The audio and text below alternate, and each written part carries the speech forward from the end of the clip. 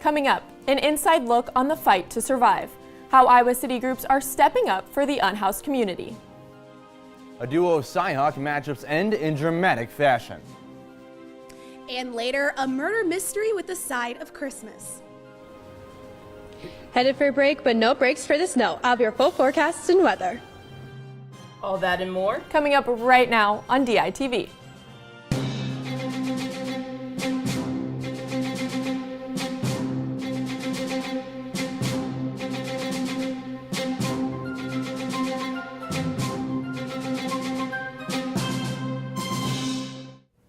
Good morning from Iowa City. It's Friday, December 12th, and our final show before winter break. I'm Kabili Mutamba. And I'm Morgan Burhans. And the third member of our team, Kenna Mertes, is outside to tell us today's weather story.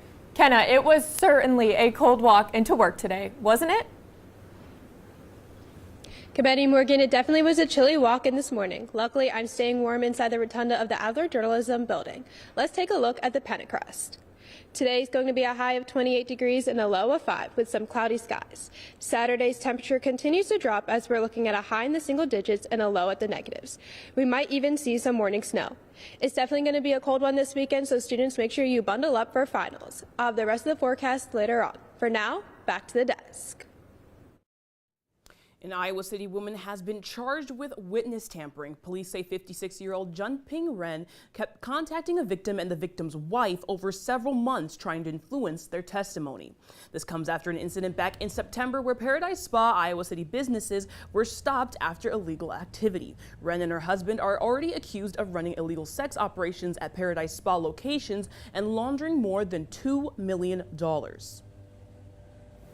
Across almost every town, on nearly every street, there is someone with a story who wants to be heard and helped. In 2025, 17,000 Iowan households likely faced homelessness. Unhoused people, especially during this cold season, are fighting every single day. I sat down with 3 organizations across Iowa City to see how they are working to help make a difference. My first stop was the Catholic Worker, an organization dedicated to feeding those who are hungry. They serve 3 meals a week. We serve restaurant style so they can come in and get something to drink. Since they began serving food in 2017, they have seen an increase of those in need. And it used to be about 50 people, and now we can be 65, 70 plus people. They serve anyone and say it's about more than just the food on the table. I had a man once say, "You wouldn't believe it, but 5 years ago I had a full-time job and a family, and now I have nothing." And this is a reality many people in the community face. That's why the second stop was the Shelter House in Iowa City. They operate a 70-bed emergency shelter along with 4 homes and a housing complex with 60 units. They also provide support services for finding permanent housing, employment, and mental health. The only thing that every person experiencing homelessness has in common is that they don't have a safe place to sleep at night. After they are able to provide permanent housing, they set them up for success. Providing that those wraparound supportive services to ensure that people have access to the benefits they're entitled to. This helps them make sure that their new house will be a permanent home. Securing permanent housing is a major milestone. But Houses into Homes ensures that people have what they need to settle into their new place. They run a furniture bank in Coralville. When their organization began 7 years ago, they provided only beds. Today, they give a variety of furniture and household items. So it's really important to us to get to know the people that we're delivering to, asking about favorite colors, asking about style preferences. This approach allows them to select items, fitting exactly what the person may want and need. So they know that we aren't just helping them as like a recipient, but we're helping them as a member of our community who is valued. Hence the title, Houses into Homes. It's about making people feel comfortable and at peace in the place they call home. We delivered a bed to someone today, and he opened the door, saw the bed, and said, "This is, it's a dream come true." It's moments like this that remind them the difference they are making. After visiting 3 different organizations in Iowa City, I can conclude that each place agrees on one thing in particular. Homeless people deserve to be treated as a person. They're just people, you know, they're human beings. It's not a group of people like over there. It's not a group of people who have like gone down the wrong path or something. It's us. We don't need to know their story to know that we can help them and make a difference. They all deserve dignity. Advocates for Iowans privacy sounded the alarm on automatic license plate readers, or ALPRs, at a digital news conference this week. The American Civil Liberties Union of Iowa and the University of Iowa School of Law say they're worried about local law enforcement tracking drivers' daily routines using their license plates. The report says this data is being used across the nation, and privacy advocates want legislation in Iowa to prevent abuse of the system, inform drivers about ALPRs, and limit access to license plate data. And the Iowa Senate's minority leader is running for re-election. That's why we have DITV's James O'Connor to give us a rundown on this incumbent. James? Yes, Cabetti and Morgan, Democrat Janice Weiner from District 45 is running for re-election in the Iowa Senate. She's our state senator here in Iowa City and has been in her seat since 2023. Weiner says she's running for re-election to make Iowans' lives easier. During her time in Senate, Weiner has advocated for issues such as affordable meals for students and supporting cancer research for Iowans because of the high rates in the state. The election is in November of 2026. And here in Johnston County, community members are urging the Board of Supervisors to take up a resolution to expand protections for the Fourth Amendment, the amendment that protects against unreasonable search and seizures. This resolution will require law enforcement to get warrants for non-public access to private spaces. This comes after several warrantless ICE arrests across the state, including one at Bread Garden right here in Iowa City. The board will vote for a final resolution next week. Johnson County supervisors might have to move or run against each other due to new state law that changes how the county elects their supervisors. Currently, the supervisors are elected at large, meaning they can live anywhere in the county and represent the entire county. But a new law signed by Governor Kim Reynolds requires all counties holding a state university to create districts to elect supervisors from instead. Take a look at this. This is the proposed district map of Johnson County. It divides Iowa City into 3 districts. Currently, supervisors John Green and Mandy Remington live in District 2, while Rod Sullivan and Natalie Fixmer-Rise live in District 4. This means 4 of the 5 supervisors will either have to run against each other in 2026 or move to District 3 or 5, both which are without a supervisor. The map still has to be approved, so it'll certainly be interesting to see what elections look like in 2026. Reporting live from the newsroom, James O'Connor, DITV. The Iowa City Community School District is saying hello to some returning and new members. Jane Finch and Ruthina Malone were officially reinstated to the board this week. Malone was also unanimously re-elected as president, making this her 3rd term in the role. And some new faces are joining the board as newcomer Jennifer Horn-Fraser was sworn in for her 1st term.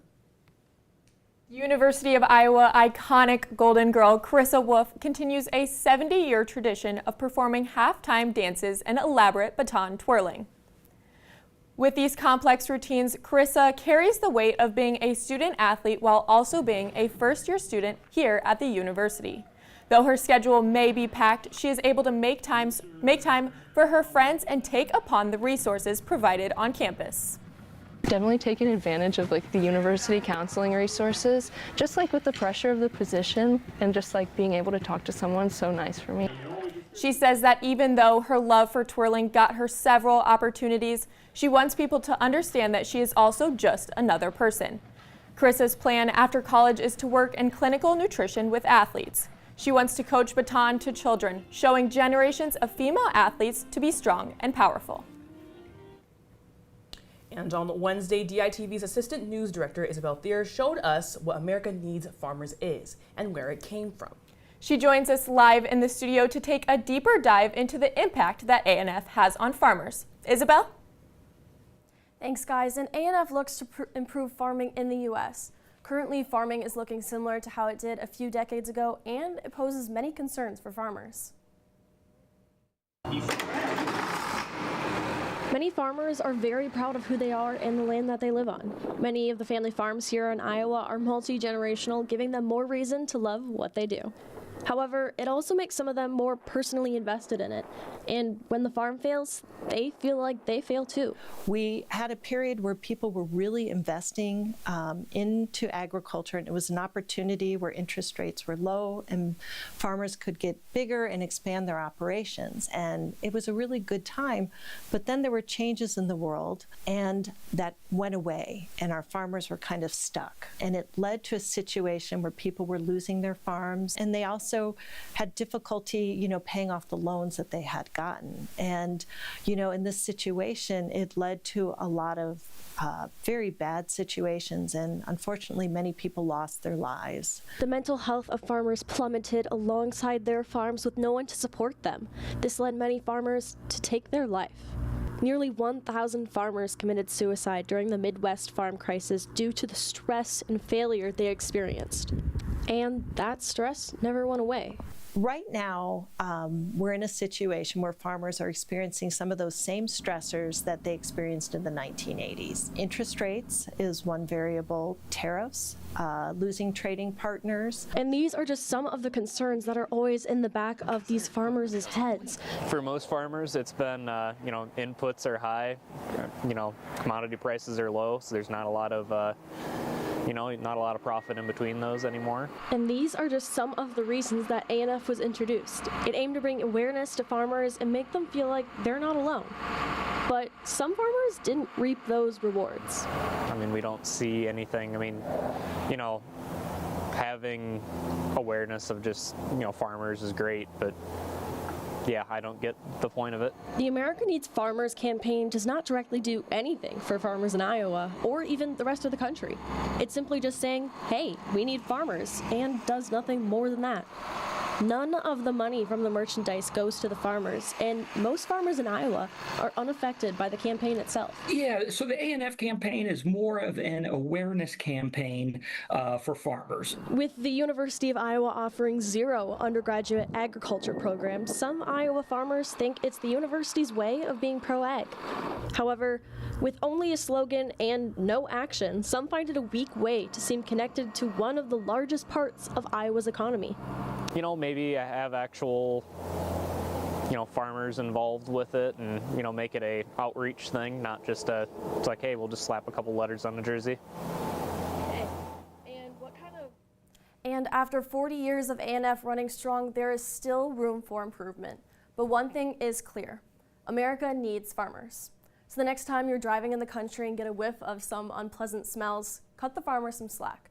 Without them, there wouldn't be much for America. Live from the studio, Isabel Thier, DITV. Thanks, Isabel, and let's send it back out to Kenna, who has a look on the forecast for the week ahead. Temperatures are looking a little bit warmer in finals week than this past weekend. Let's look at the Pentecost cam for the week ahead.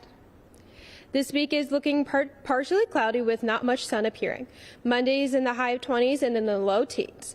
Tuesday looks to be in the 30s most of the day. Wednesday warms up in the 40s with the low being in the 30s, and Thursday cools down with a high of 40 and a low high teens. And Friday drops in temperature again with a high right at the freezing and a low at the upper 20s. It's definitely going to be a cold one, so students, make sure you bundle up for finals.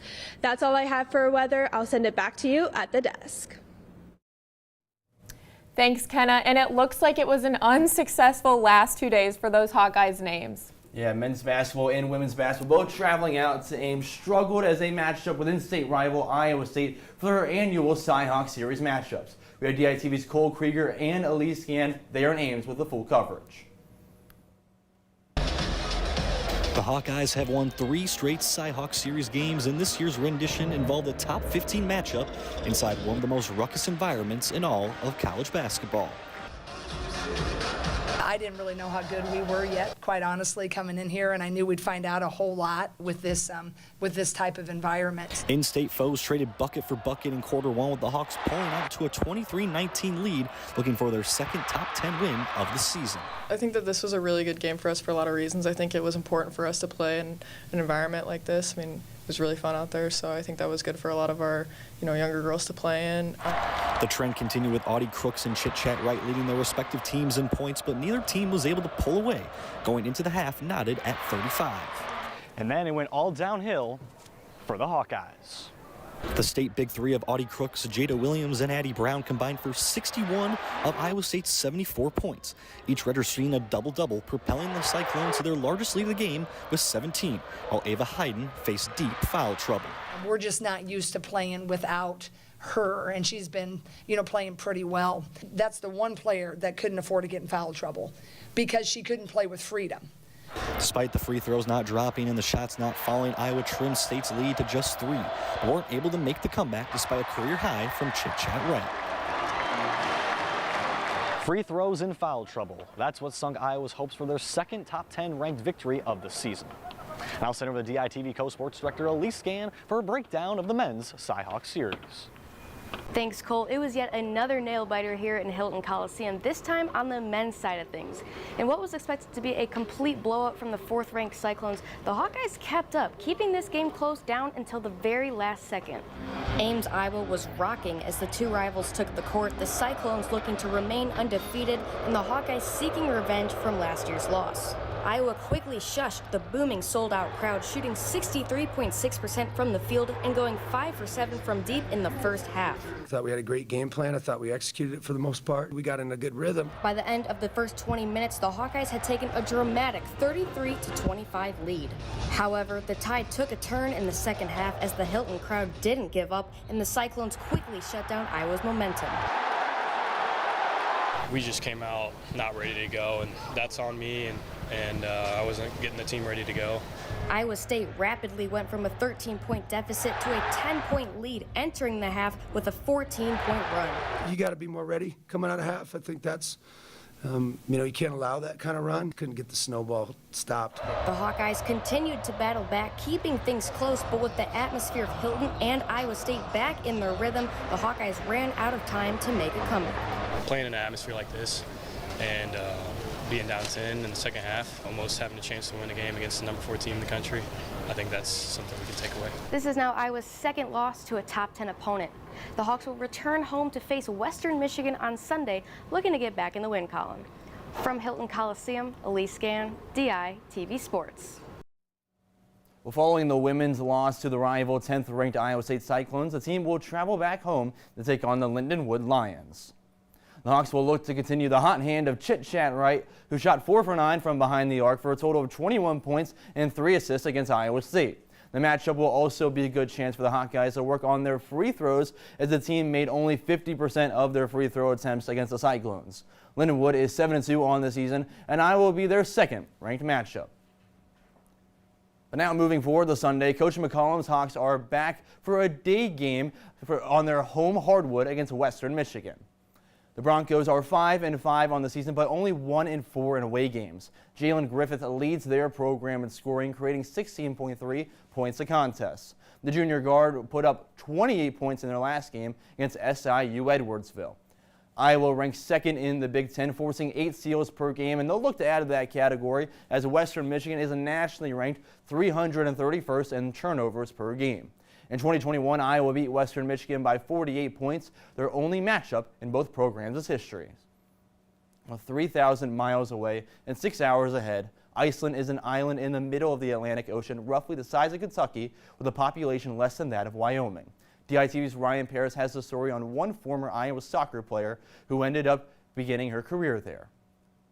1 year after her decorated career ended at the University of Iowa, Macy Enneking found herself playing soccer in a town just south of Reykjavik, Iceland, for a team known as Hafnarfjordur, or FO. But this story begins right here on the grounds of the Iowa Soccer Complex. Leaving the Hawkeyes as one of the program's best players, sporting accolades like most shutouts in program history, most wins, and 5th most saves, Enneking had her sights set on continuing her career as a professional. A real pro is somebody who's going to go wherever you're offered a contract to start your career. The first chance came with the Seattle Reign of the NWSL, where Enneking received a preseason invite in January of 2025. However, she suffered an injury and was released before the season. Then in June, she played with Austin Rise, a semi-pro team, in the Soccer Tournament 2025 against U.S. legends like Carly Lloyd, Allie Krieger, and Hope Solo. Then in July, FO came calling. Their starting goalkeeper had recently suffered an injury, giving Enneking the chance she was waiting for. And I was like, yeah, I would love to come help out. So that was just kind of all happened really fast, but I feel like I was living out of a suitcase for the past couple months. The next few months became a whirlwind for Enneking, balancing her soccer responsibilities with adapting to and exploring exploring a new place. When I got there, they had 24 hours of daylight, basically. So that was a big adjustment. I got like blackout curtains and all that kind of stuff because I was like, yeah, I definitely need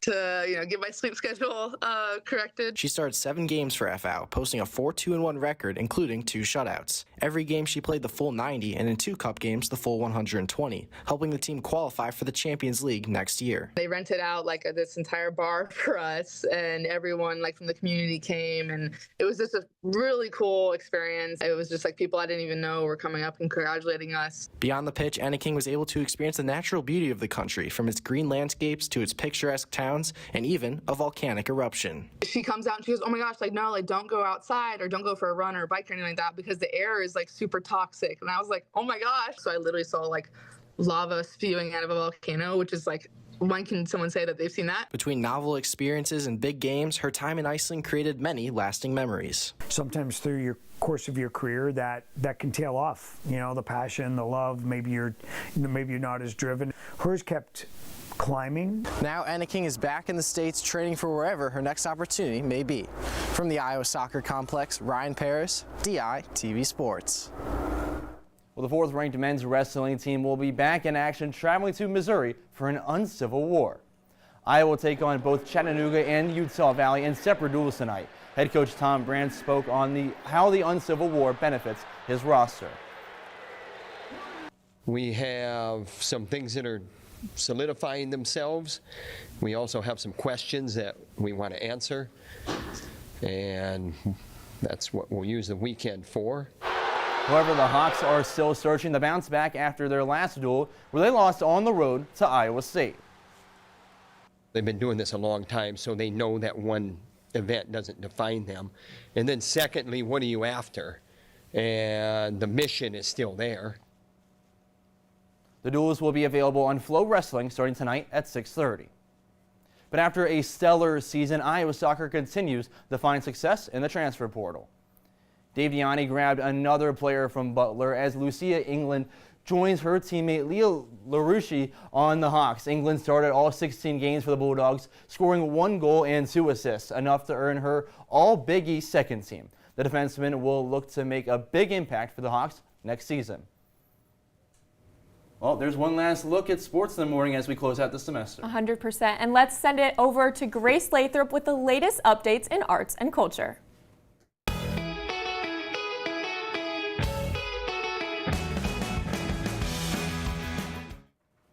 And welcome back to our last segment of The Vibe for the semester. But don't worry, we will be back after winter break. I'm Grace Lathrop, and to start off, I'm going to send it over to Kate Vernon, who has been following the effects of a new controversial app. Kate, what can you tell us about it? Thanks, Grace. This app is unlike any other dating app there is. Women are able to post information about men with anonymous accounts. The T-app has skyrocketed in popularity, but many have started questioning the app's ethics. I spoke with multiple University of Iowa students regarding their thoughts on the apps and its effects. T-Turmoil, an app where women can anonymously post information about men they've encountered. The app was created and marketed as a safe space for women to share their experiences with men. In hindsight, this seems like a great thing, but as you dive deeper into many of the app's features, there's much discourse about whether or not the app is beneficial. I get the purpose of it, it's to create safety for women around, men in the dating scene. Like guys from my hometown, and I see what people have wrote about them, and you don't exactly know if that's true or not. This isn't quite like any other app. You have to apply to make an account by proving that you are female. After that, there's a wait time for your profile to be approved. Some additional features include Face ID to even open the app, the inability to screenshot, and a search tool that users can adjust to fit their preferences. Underneath posts of men, users can comment and add red and green flags to the person's profile. The T-app is essentially just an echo chamber for negativity regarding men. In my opinion, I feel like the benefits don't outweigh the risks and downsides right now. Not only have users been affected by the T-app, but even people who do not have the application have had experiences surrounding posts about their friends and even posts about themselves. I've definitely had multiple people come up to me and talk to me about my profile. How does that not affect you that your boyfriend has 37 red flags? Like personally, if I was dating someone who had that many red flags, that would just give me the ick. On October 21st, 2025, the app was removed from the Apple App Store along with a copycat Tea on Her app for privacy violations and user complaints. Users were sent a message from the app's admin on November 19th saying that certain features would be removed, along with an announcement that they would be moving to a web app version. This caused people to question whether or not the app's movement was ethical. Some organizations or some people could think it's a threat because if something's taken off the App Store, it probably means it's bad for some reason. Just kind of skirting to a different platform doesn't seem very ethical in my opinion. Overall, the app has attracted supporters and critics alike. Many people believe the app is mostly beneficial and has the potential to protect women from gender-based violence. On the other hand, the price of this safety could also be a defamation lawsuit waiting to happen. You don't exactly know what's going on behind the phone, behind the screen. People could be just spreading lies. With no other updates regarding the status of the app, the Tea app admin sent users a message on December 8th stating Tea isn't going anywhere. Reporting live from the studio, Kate Vernon, DITV. And a murder took place last weekend at Walker Homestead in Iowa City. Well, not a real murder, that is, but I did get to take part in a murder mystery dinner party where guests celebrated the holiday season in an unconventional way. Let's take a look. The night has officially begun at Walker Homestead with drinks flowing and a murder about to unfold. Guests have arrived at Walker Homestead, as you can see behind me, and they're gearing up to play the murder mystery Christmas dinner game. And they got their character cards, they're studying their clues, just trying to figure out who the murderer is and hoping to survive the night. For Christy Walker, owner and mastermind of the holiday favorite event, this dinner serves as more than just a game. We had people who were new to the community that had come out and didn't really know anybody, and so they got a chance to meet people. So that community is really what we're after. And speaking of community, participants started the evening by talking to each other, getting to know other characters in order to help solve the mystery. Eleanor has been slandering my product, calling it child's juice, which I'm not too happy about. So yeah, I'm here to, I think, confront her. And boy, was Eleanor confronted. Guests quickly kicked their detective skills in gear, accusing one another of the crime. I think the murderer is Noah Wright. He is the neighbor farmer. He's just acting very suspiciously. I'm glad Eleanor's gone. No one misses her around here. But that saying, I had nothing to do with the murder. Well, it turns out Farmer Wright was telling the truth. At the end of the night, jealous winemaker Thomas Rivera was revealed as the killer. Of course, I killed her. She was going to catch me out like spoiled wine. Walker Homestead sure did bring the holiday cheer with a twist of suspicion. Grace Lathrop, DITV. And for our Feel Good Friday story of the week, I wanted to end on a good note talking about one of my favorite things, dogs. Society often talks about how parent breakups or divorces affect kids, but no one ever thinks, how do they affect the family dog? The new movie Merv, starring Zooey Deschanel and Charlie Cox, explores the highs and lows of how their dog Merv feels after they break up. The couple is forced to mend Merv's broken heart, leading to a newfound friendship and love between the two of them.